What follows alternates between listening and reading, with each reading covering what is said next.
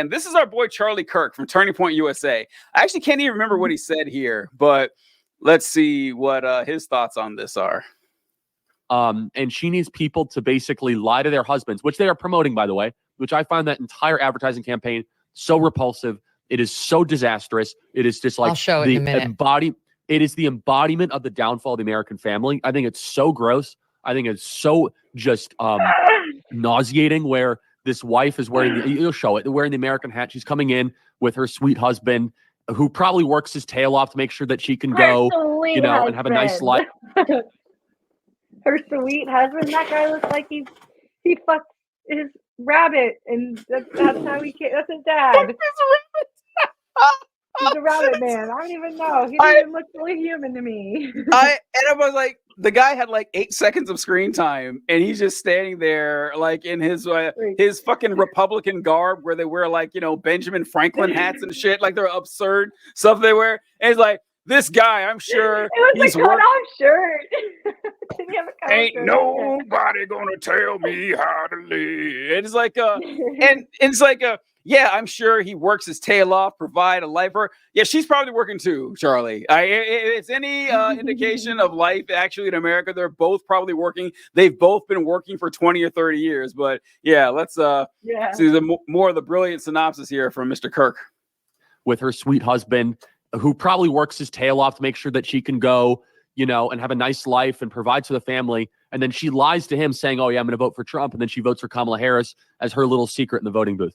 Kamala Harris and her team believe that there will be millions of women that undermine their husbands and do so in a way that it's not detectable in the polling. All right. So first thing I want to say is screw you, Charlie Kirk. That's the first thing I want to say. And the second thing I want to say is they're right. Millions of women are going to do exactly that. Third, the terminology undermine their husbands stood out to me. So Did you catch that? Yeah. Did you catch that? Mm-hmm. Yeah. That we constantly heard, like, I was always undermining somebody. Like, that is a weird word that I like to try to avoid using now. Like sometimes, but yeah, ew. Yeah. You're not undermining anybody by voting. We're talking about your vote, your right, one of your basic human rights, in my opinion, as a human, is your say in your government.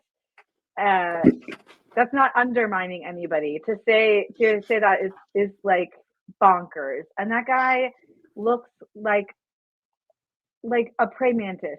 Like he looks like he's giving praying mantis to me. I shouldn't say that on the air, but I'm tired of hearing men that look like praying mantises tell me about it. It's always the undermine thing is like a huge red flag with language and shit. Like it's because it's the implication. It's not implicit. It's explicit that your husband is your boss. You can only undermine someone who has authority over you. Authority. Yeah, he is your authority figure, and you need to listen to what he has to say. So, and the chauvinism is really powerful, and like they're banking on this. Like Trump is leaning hard on the male vote. I think they've just given up on the female vote. Honestly, they've just assumed they're not going to get it, so they're just going all in on that.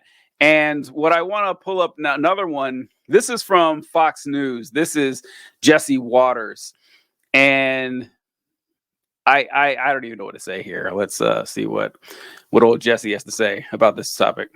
And if I found out Emma was going into the voting booth and pulling the lever for Harris, that's the same thing as having an affair. That to me, oh my God! Let him finish. Go, Jesse. That violates the sanctity of our marriage. Yes. What else is she keeping from me? Exactly. What else has she been lying about? Why would she lie to you? Have you threatened her? Why would she lie to you? Oh, they want me to tease. Why would she do that and then vote Harris? Why would she say she was voting Trump and then voting Harris? And I caught her. So and then she said, I lied to you for the last 4 years. You admit you intimidated. It's over, Emma. That would be D-Day. All right. Your thoughts. Wowzers. Yeah. Like, what'd you think?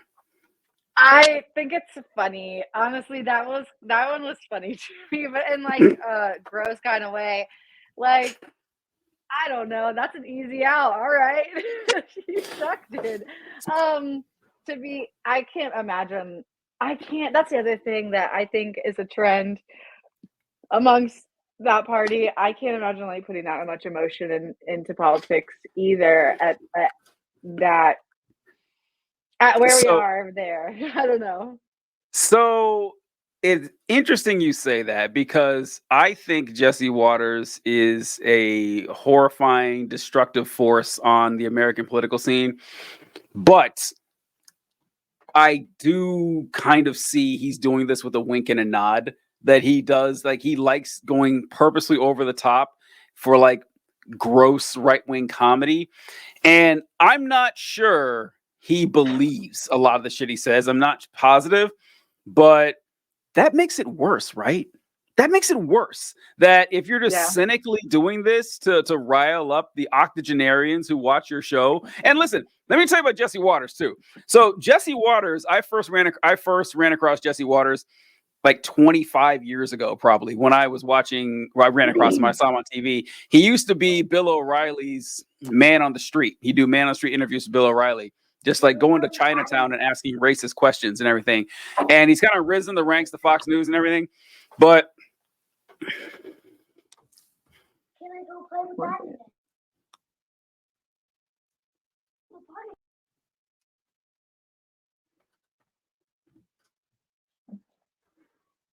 Sorry, the kids are leaving the house. That's all right. But oh shit, a few years ago, he told a story about how he met his current wife Emma. So this will shock you, but he was married to someone else years ago, and he ended up developing a crush on one of his producers who worked on his show, and a woman like 10 years younger than him or whatever. And so what he did is go outside at work and let the air out of all her tires. And then when she stepped outside and noticed she had a flat, he's like, "Oh, are you all right?" She's, "Oh, my tires are flat." He goes, "Oh, well, let me give you a ride home." And that's how he started his relationship with his current wife. Horrifying. Psycho That's shit, scary. right? Psycho shit. Yeah, absolute psychopath shit. Yeah. So I want to show something else too. This is also from Charlie Kirk. He posted this. See, when did he post this? Yesterday. And he wrote, "I voted today. Men it was rising." Yes, it was 75. What is He wrote, "It was 75% men voting. Polling place was pickup truck parking lot. Men are rising. It's happening. Let's go." American flag emojis. I don't believe that story. First off, I don't. I think that's a bullshit story he just made up for the narrative.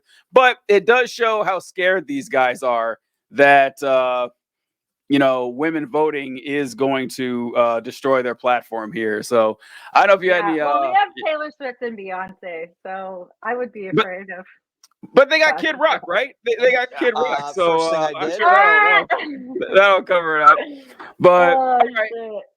I'll close out here with the Jesse Waters thing before we shut this down. But I think Harris will win. I think she'll win pretty confidently. Honestly, I have that's my prediction. You guys can roast me later on if I'm wrong. I won't be. But let's this is the Jesse Waters story I was telling you about. I think when I was trying to get Emma to date me, first thing I did, let the air out of her tires.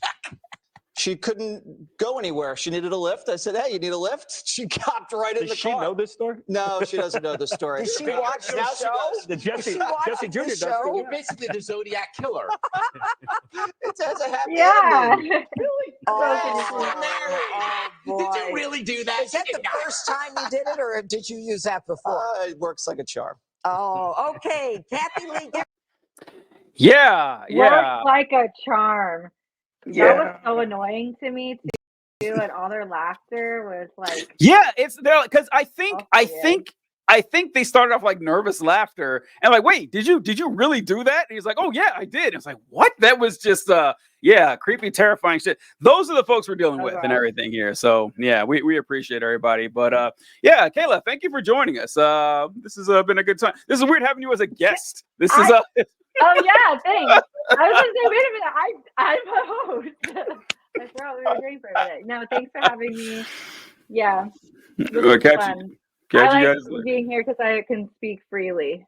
You know. Well, You listen, can if just you talk ever about want to it. vent about anything, yeah, let me know. We'll set something up, and then you get free vent sessions. There's nothing off limits. Yeah, you sent me a message on Instagram, and you were like, "Can we talk about penetration on Instagram?" Yes, we can talk about penetration on Instagram. I don't think they were Why wouldn't we be able to? It's like the I was I've said. dying. I was cracking up as I was watching the clip because you know how my memory is. Like I can't remember nothing. So when I watch these clips of reels, I'm like, oh shit, you know. And I was watching, I was like, oh shit, can we say that? That's all right. I've been around. I know the censoring and everything. But all right, we'll catch you later, Kayla. Folks, see you guys. Bye. Bye.